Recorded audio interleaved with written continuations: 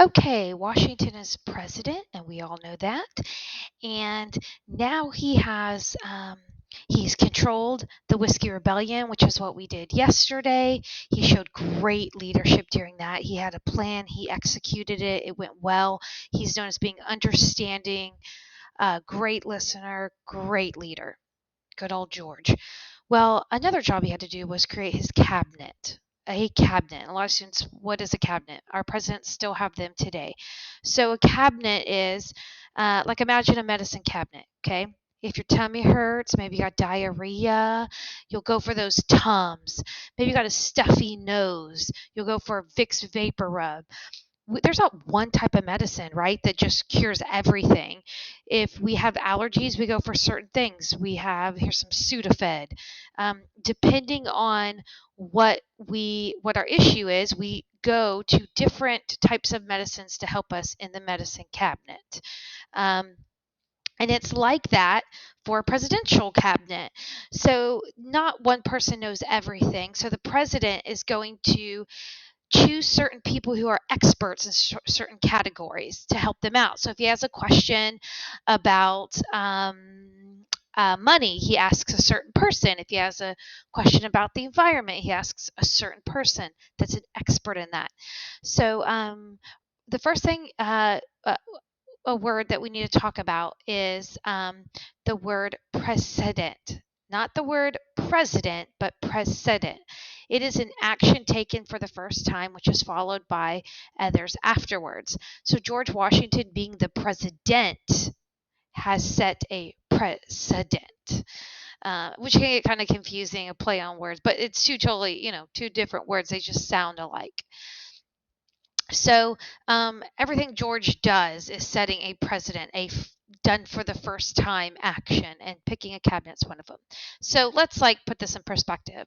Imagine that you're the president of the student council, but you can't do it all by yourself. You need help.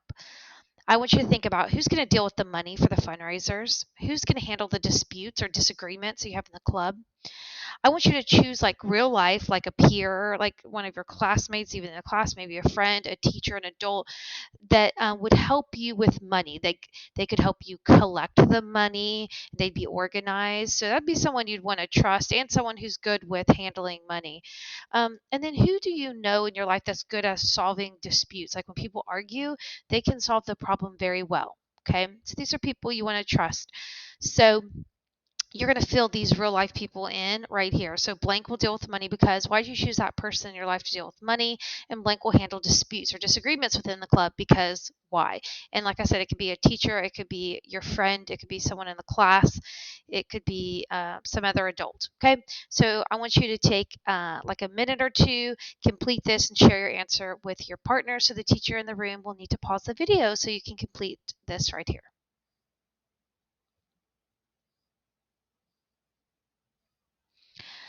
Okay, so let's get to who did George Washington, I mean, this beloved man, who did he choose to be experts in certain fields?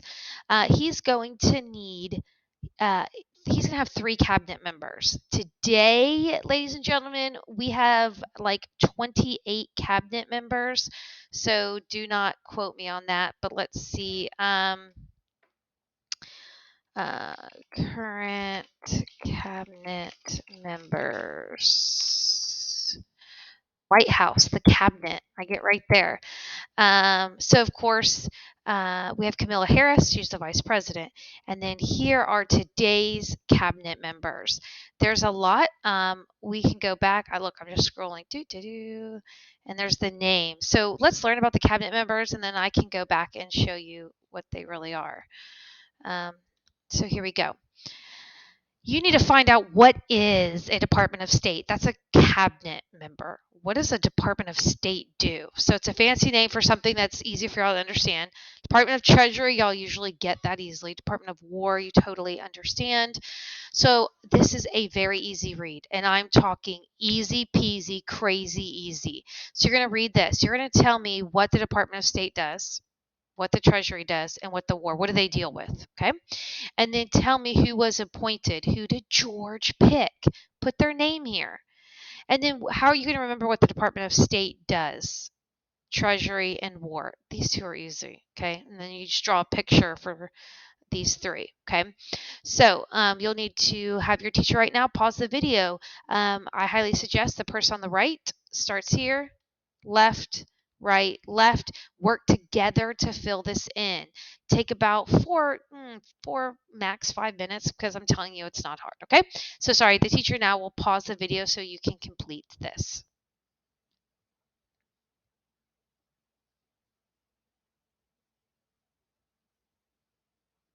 Okay, so we know that the Department of State, which we still have today, but George, set a precedent by having a Department of State. Um, the Department of State is someone who deals with other countries. So they're an expert on foreign affairs or relations with other countries. Okay, so you can put relations with other countries, and you were correct. Who did he choose?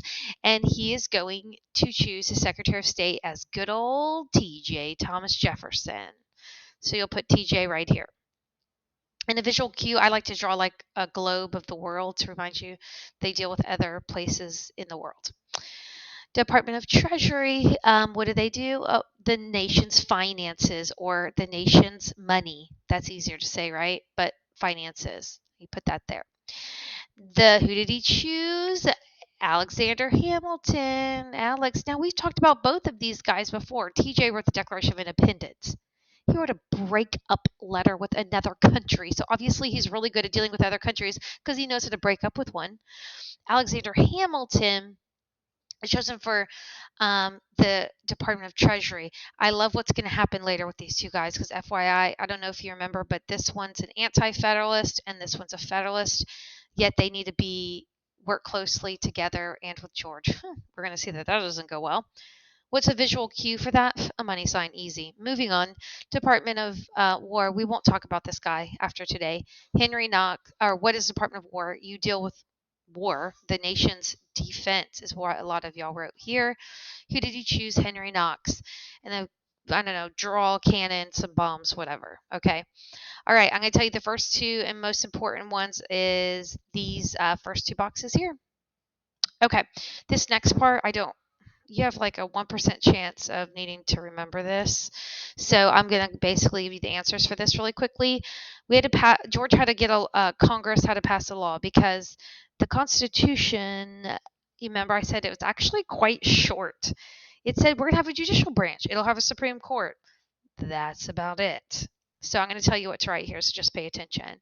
So the Judiciary Act has to do with the judiciary branch, obviously. And so what happened was George's like, okay, we're ready for Supreme Court.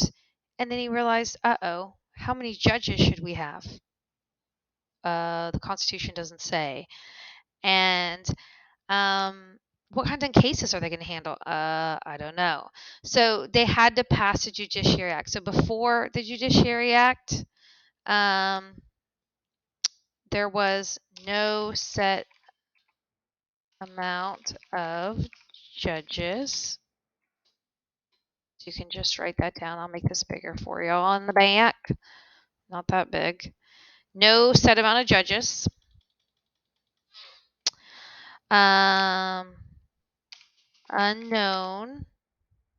No, let's not put that. No set amount of judges and court cases to be handled is unknown. Okay? And then after it, how did we solve this? So they decided the Supreme Court is going to have a Chief Justice and 5 associate judges. So that's what happens afterwards. And it also will talk about the kind of cases, things will be appealed and taken to higher court. There'll be a court of appeals. Just know this. The biggest part was like, no one even knew how many. I mean, George was like, okay, well, let me appoint some judges. The biggest part is this first part is there was no set amount of judges. And then they decided, okay, we're going to make a chief justice, a head one, and then 5 associate judges. Okay. That's really the important part. And that's it. Let's keep going to what you're going to do today on your own. This is where you show what you learned today. and we'll talk about this a lot. You are going to write an email, even though emails didn't exist, but you're going to write an email from a dead guy to another dead person. This is all pretend, but factual information. Okay, you're going to be either TJ or you get to pretend to be Alex. Now, interestingly enough, like my sister, she just got a new job. Well, fixing to get a new job. Um, and so, she calls and tells me because I'm a family member. So she's excited and she tells me, well, you're going to be doing something just like that. So right now, decide, do you want to be Thomas Jefferson or Alexander Hamilton? Okay. Because you're excited. You got a new job. Circle one right now. Okay. You're going to write to a loved one. I don't care. Mom, dad, sister, brother, Bubba, sissy, Gmail, Nana. I don't care. You're writing an email. You are excited about your new job. So here's what you're going to do. To, who's the email to? Pick something. So I might put, to my sister, to Nana, to mom, to dad. Okay. Don't you dare spend too much time on that. Put it in. Subject. Don't worry about the CC, the carbon copy. Subject. Um, it is got a new job. OMG, guess what? Or I'm the new secretary of blank. The subject is basically what are you fixing to talk about? So you're going to write that right here. Okay. So now guess what you're going to do? You're going to take this right here. Okay.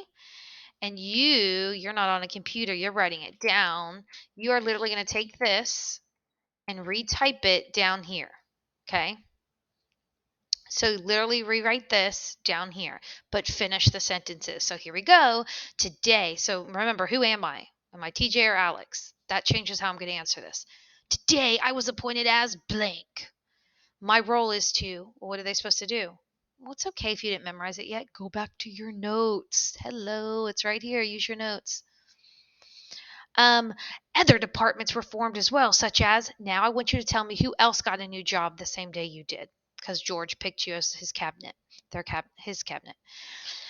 Perhaps most important was the passing of the Judiciary Act, which what did the Judiciary Act do? Do the simple thing is it made a Chief Justice and 5 associate judges. Just copy that from that side of the notes. Hopefully these precedents, first time happening situations will do what? Will make our government stronger, will make it more organized, will help us follow the Constitution. That's the point of all these things he did. Because he's trying to follow the Constitution. He has to fulfill his duties as president. And when you are the first, you get to do things that other people will never get to do. He gets to appoint all these chief justices. He gets to make the first cabinet. Again, because he is the first president getting to really get things organized. Like, okay, the Constitution is just a plan of government. He's getting to really see how it's going to work. So you're more than welcome to fill it in right here and then re-put it down here, however you want to do that. So you'll complete this. You're going to read your email to the person next to you. When I read things out loud to someone next to me and then I read out loud, I'm like, I totally forgot a word, or why did I put that? That doesn't make sense. And then I fix it before my teacher sees it to grade it. So I would take about 5 to 10, well, I would say 10 minutes to get this written correctly and read it to a partner. Okay. This shows that you learned something. Please use your notes. So the teacher can pause this. And when you unpause it, you're going to see me show some stuff about the cabinet. So I'd go ahead and pause this so that you can write your email.